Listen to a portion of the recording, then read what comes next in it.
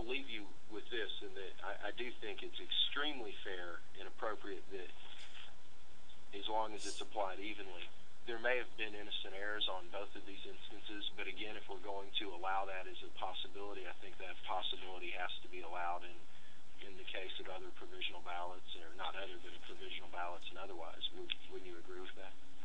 Yes. Thank you.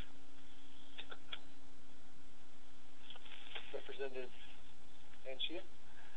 Thank you, Mr. Hammerline. I always enjoy the testimony that comes from your office, because it usually starts with a big splash and big allegations, and you look into it, and well, maybe it wasn't all it was cracked up to be. And we saw that with the 315 cases of ironclad non-citizen voting that we heard about, and we looked into it.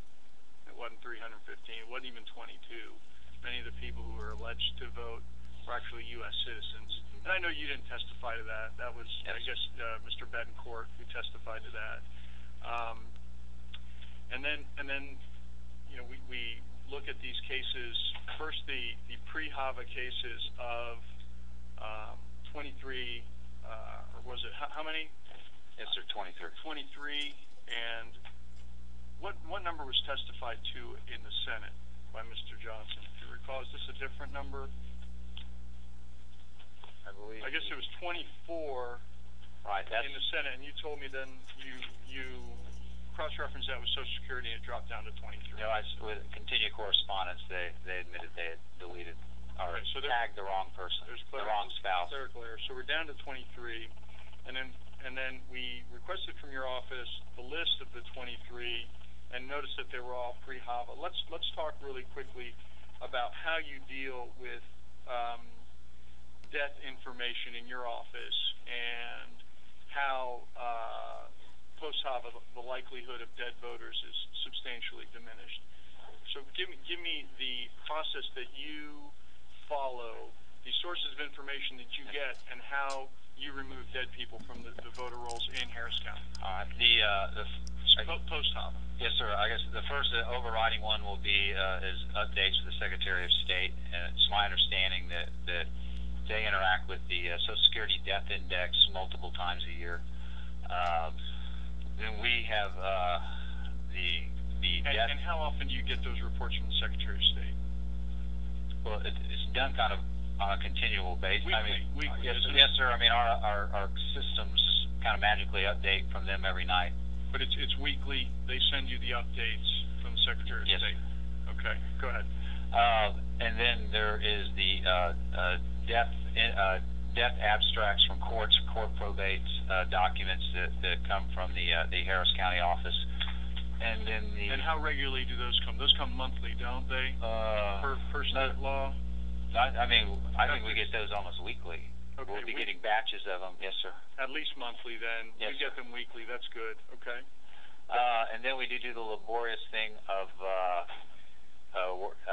there's a process I inherited and just kept going because it seems to work somewhat. We go through the obituaries. And thank you for doing that, by the way. That's good. That's good detective work. And the people look and try to find a positive match as much as possible. And then we send a Dear Family letter, and I think they have 60 days to respond. And if they don't, then we'll mark them in the deceased column. And then you remove them from the rolls. Yes, right? sir. Okay. So the updates happen pretty regularly post-HAVA, and then overlaid on top of that is the state auditor who looks at the statewide database, right? I mean, at another level above the county, you have a state auditor who comes in for HAVA and audits the statewide database for possibly deceased voters. Is that not right? So I'm not familiar with the processes above the outside the Secretary of State, but I'll take your word for it. Well, it was in the video that you presented. Well, I know they did an analysis of all the team counties, is what the Secretary of State, the AG's office and the auditor worked out. The auditor and the AG, right. So it was represented in that. And you recall in your video how many possibly deceased voters were on the list? I think they said it was 45 4,000, something like that. And that's I think upon closer examination, you'll find their analysis didn't include like Harris County, Bexar County. I don't think it included Travis. I think it included all all the. It was my understanding. We called the Secretary of right. State. I think it was my understanding it only included team counties. I think we're called offline counties, which is okay. I don't want to bore you with semantics. I'm looking at the Secretary of State's office nodding their head that everybody was included. I know that every county. it was statewide. So let's just assume everybody was in. Do you recall how many potential dead voters? And again, it was in the video that you presented were removed from the list. No, I mean I just know the possible of 4,400. But I mean they would still have to be explored. It was 49,000 total. Right. Some of those were possible felons. Right. Right. And then you had possible dead voters that were removed. That was something around. I'll just split up since it was almost 50,000, 25 and 25.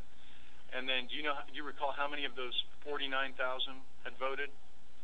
I think there they said they didn't find any. Zero. Right. So we talked about the 23 dead voters, all pre-HAVA, and that their system is in place to deal with that. Let's talk really quickly about the Shelvin case.